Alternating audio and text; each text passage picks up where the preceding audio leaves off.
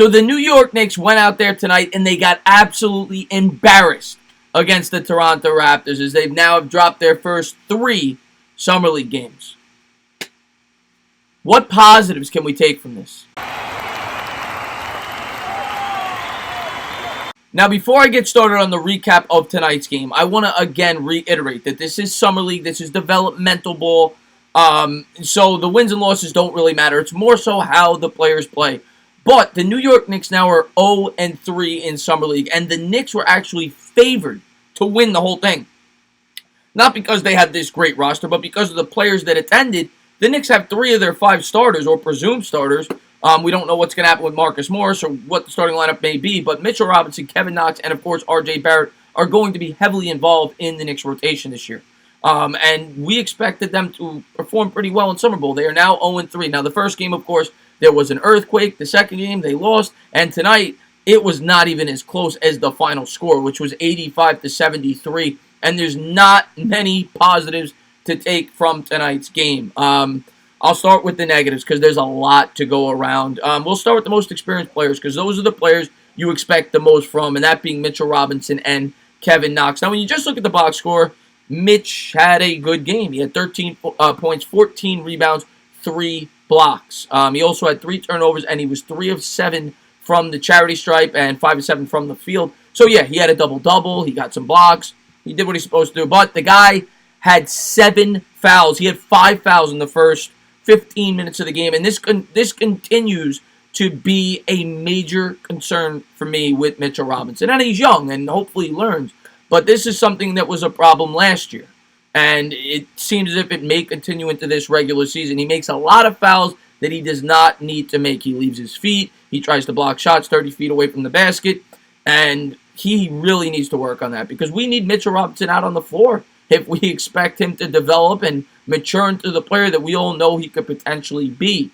This is a big problem that big men have early on in their careers, and Mitchell Robinson appears to certainly be going through that. And I know some people may say he knows there's a 10-foul limit, but he should be working on that in Summer League because that was a problem for him last year. But, I mean, yeah, Mitch had a double-double. He had 3 blocks. Kevin Knox, 15 points. The one thing I'll say about him in terms of a positive aspect, he was aggressive. He got to the free throw line. He had 11 free throw attempts in which he shot 8 for 11. He finished with 15 points, 5 rebounds, 2 steals, while committing 4 turnovers.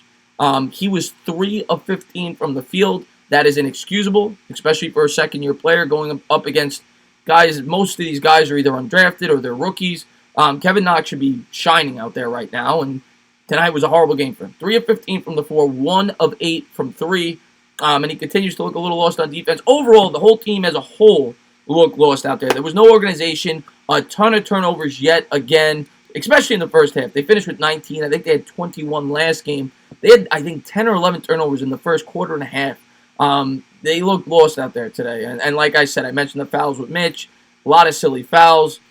And, you know, overall, there's only 2 players that I could really say anything positive about from tonight's performance. Kavanaugh off the bench continues to play pretty well. He's looked pretty well in this Summer League. I don't think he'll make the roster, but he had another sound game off the bench, and it looks like he could develop maybe in the G League. In 16 minutes, he had 10 points, 4 rebounds, and he hit a couple of threes. 2 of 4 from distance, 3 of 6 from the field.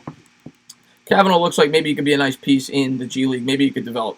R.J. Barrett is the big positive to take from tonight. Now, R.J. Barrett, if we're being fair, had a couple of points in garbage time. I think he had 13 points, then he got 4 quick points at the end, or 5 maybe. I think he had a 3, which was nice to see him hitting a shot from downtown, regardless of what the game situation was. Help him get some confidence, whatever, and hopefully he can build off that in the 4th game of Summer League, which I believe will be Thursday. But overall, Barrett had a double-double, 17 points, 10 rebounds, 6 assists, 3 blocks, only 1 turnover, and 6 of 14 from the floor, 1 of 4 from distance, and 4 of 4 from the charity stripe. So the 2 most important things to me that I saw that he built off of from the last game, 3 things. He was more aggressive. He went to the hoop. He drew some contact. And you definitely saw he had one play in particular where he switched to his right hand midair and had a beautiful finish for a layup. And you saw some of the things why the Knicks took this guy 3rd overall. He definitely displayed some athleticism.